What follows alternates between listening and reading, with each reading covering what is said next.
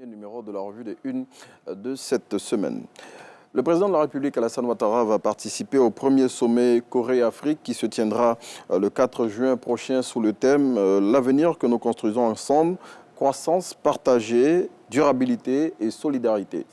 Cette rencontre, selon Fraternité Matin, sera l'occasion d'explorer des solutions pour relever les défis mondiaux actuels, notamment la réponse au changement climatique, la sécurité alimentaire, la stabilité de la chaîne d'approvisionnement et la sécurité sanitaire. Et en attendant de regagner le pays d'Asie de l'Est pour cette activité, le numéro 1 ivoirien, note le confrère, a quitté Abidjan le samedi 25 mai 2024 pour un séjour en France.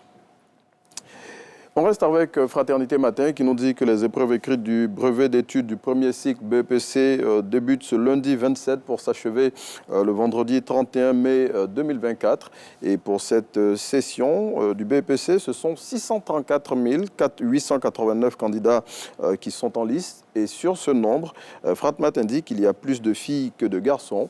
Ouverte le mardi 21 mai 2024 avec le certificat d'études primaires élémentaires, la session 2024 des examens à grand tirage prendra fin avec les épreuves écrites du baccalauréat prévues du 17 au 22 juin 2024.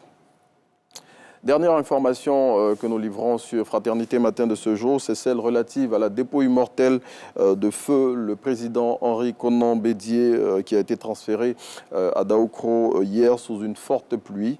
Fraternité Matin qui en parle rappelle que le samedi passé, un hommage lui a été rendu par les militants du PDCI, le parti qu'il dirigeait.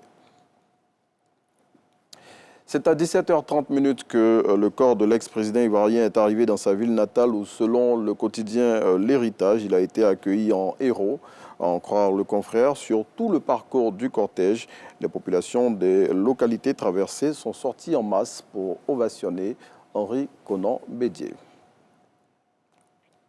35 mois de prison ferme et 5 milliards d'amendes, c'est la sentence prononcée à l'encontre de l'ex-directeur de l'agence de gestion foncière le vendredi 24 mai 2024 dans l'affaire AGF.